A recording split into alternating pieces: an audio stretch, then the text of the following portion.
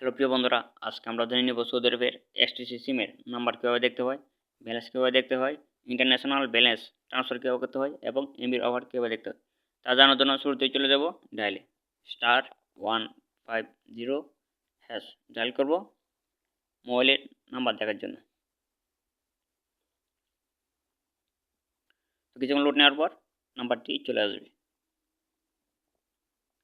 তো মোবাইলের ব্যালেন্স জানার জন্য আমরা চলে যাব ডায়ালে *166# ডায়াল করব মোবাইলের ব্যালেন্স জানার জন্য। তো কিছুক্ষণ লোড নেবে, লোড নেওয়ার পর ব্যালেন্স চলে আসবে।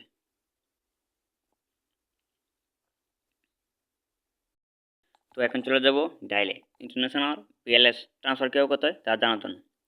তো শুরুতেই *134# ডায়াল করব ইন্টারন্যাশনাল ব্যালেন্স ট্রান্সফার কীভাবে করতে হয় তা জানার জন্য। তো একটা লিস্ট চলে আসবে, ওইখানে 3 ইন্টারন্যাশনাল ট্রান্সফার সিলেক্ট করে সেন্ড করব। সেন্ড করার পর একটি কাউন্ট্রি লিস্ট চলে আসবে, তখন ওই কাউন্ট্রি সিলেক্ট করে সেন্ড করবে।